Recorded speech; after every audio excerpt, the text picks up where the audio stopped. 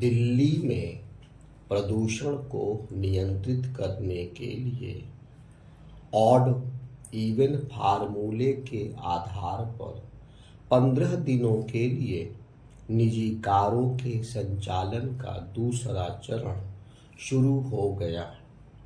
चूंकि यह काम देश की राजधानी में हो रहा है, इसलिए पिछली बार की तरह इस बार भी उसकी कुछ ज़्यादा ही चर्चा है।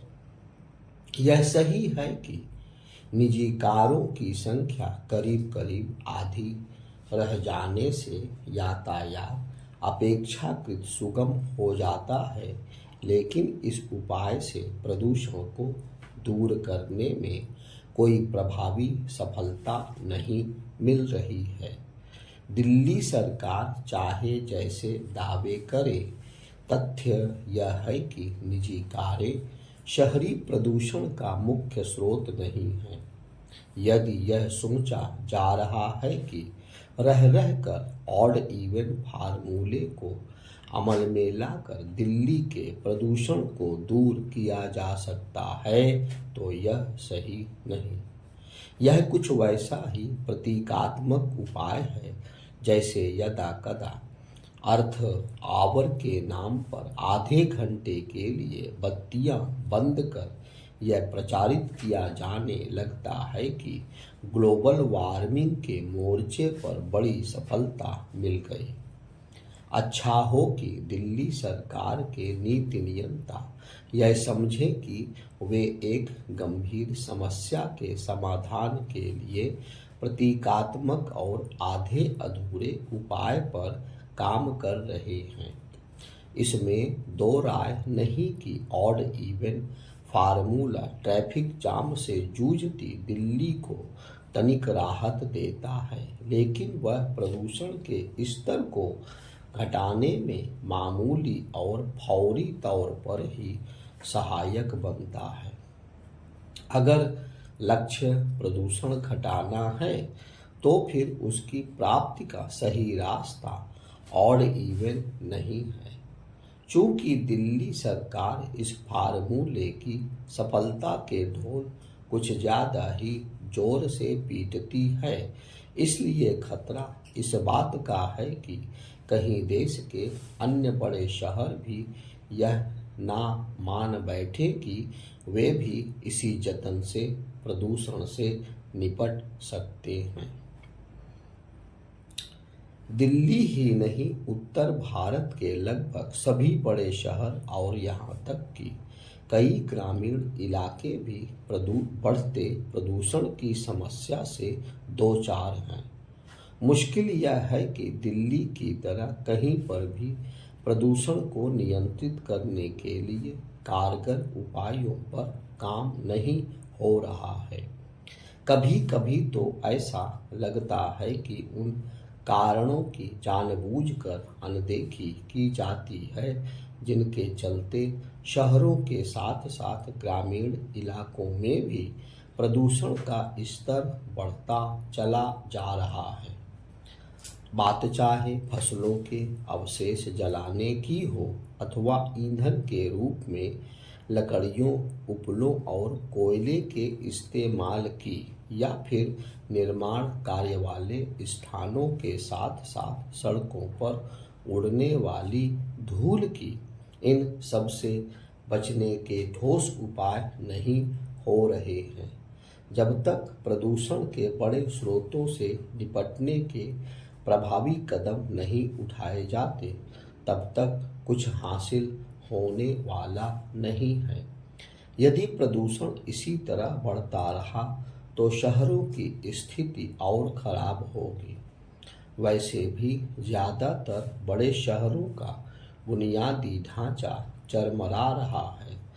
चंद शहर ही ऐसे हैं जो सुनियोजित विकास की कहानी कहते हैं।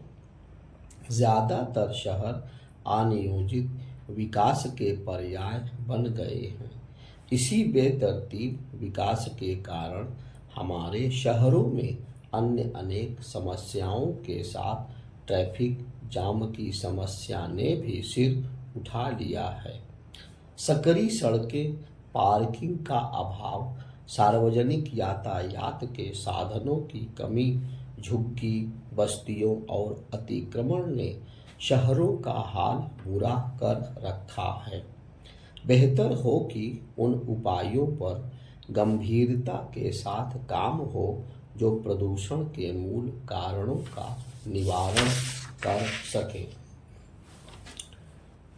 1000 से ज्यादा पुराने कानूनों के खात्मे का रास्ता साफ किया जाना सही दिशा में उठाया गया एक जरूरी कदम है। प्रधानमंत्री ने अप्रासंगिक और न्याय प्रक्रिया में बाधा खड़ी करने वाले कानूनों का खात्मा करने का वादा लोकसभा चुनावों के दौरान किया था।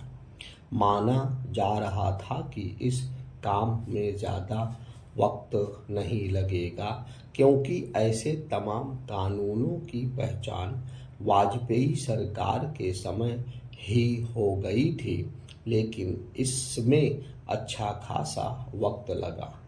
ऐसा इसलिए हुआ क्योंकि इन कानूनों को खत्म करने के लिए संसद के दोनों सदनों की मंजूरी आवश्यक है। अभी भी करीब 500 ऐसे कानून हैं जिन्हें खत्म किया जाना है। उम्मीद है कि कुछ समय में उनसे भी मुक्ति भी मिल जाएगी और इस तरह मोदी सरकार अपने एक वायदे को पूरा करने में समर्थ होगी। लेकिन केवल इतने से ही बात बनने वाली नहीं है।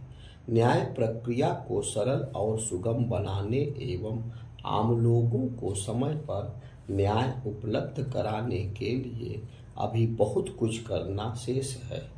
एक काम तो कानूनों में बदलाव करके उन्हें प्रभावी बनाने का ही है। देश में अभी भी कई ऐसे कानून हैं जो अंग्रेजों के शासनकाल के हैं। सरकार के समक्ष असली चुनौती अपराध दंड संहिता और अपराध प्रक्रिया संहिता समेत मोटर वाहन अधिनियम एवं अन्य अनेक कानूनों में आज के हिसाब से बदलाव करने की है। इसके अलावा सरकार को यह भी देखना होगा कि आम लोगों को मामूली राहत पाने के लिए अदालत का दरवाजा न खटखटाना पड़े। हमारे नीति नियंता इसकी अनदेखी नहीं कर सकते कि अदालतों में ढेर सारे मुकदमे इसलिए लंबित हैं क्योंकि सरकारें ही आम आदमी से मुकदमेबाजी में उलझी हुई है। जमीन संबंधी मुकदमे भी चिंता का विषय बनने चाहिए क्योंकि आपसी विवाद के साथ साथ संबंधित विभागों की मनमानी के कारण लाखों लोग अदालतों का चक्कर लगाने के लिए विवश हैं। बेहतर हो कि सरकार प्रशासनिक सुधारों की दिशा में आगे बढ़े। बिना प्रशासनिक सुधारों के लोगों को समय पर न्याय देने के लक्ष्य को हासिल करना मुश्किल होगा। यह ठीक है कि आर्थिक सुधारों के साथ न्यायिक सुधारों की भी बात हो रही है, लेकिन यह निराशाजनक कि प्रशासनिक सुधार अभी भी प्राथमिकता सूची से बाहर दिख रहे हैं। एक तथ्य यह भी है कि न्यायिक सुधारों को लेकर तमाम चर्चा होने के बावजूद स्थिति करीब करीब जहां की तहां है। छोटे छोटे मामलों में लोग अदालतों की दौड़ लगा रहे हैं। मुश्किल यह है कि गैर जरूरी मुकदमे निचली अदालतों से लेकर सुप्रीम कोर्ट तक पहुंच रहे हैं। इस सब के बावजूद न्यायिक सुधारों की गति बढ़ती नहीं दिख रही है। विभिन्न मंचों पर इसकी जरूरत अवश्य जताई जाती है, लेकिन इस आवश्यकता की पूर्ति के लिए न्यायपालिका, कार्यपालिका और विधायिका को मिलकर जैसे कदम उठाने चाहिए वैसे नहीं उठाए जा रहे हैं।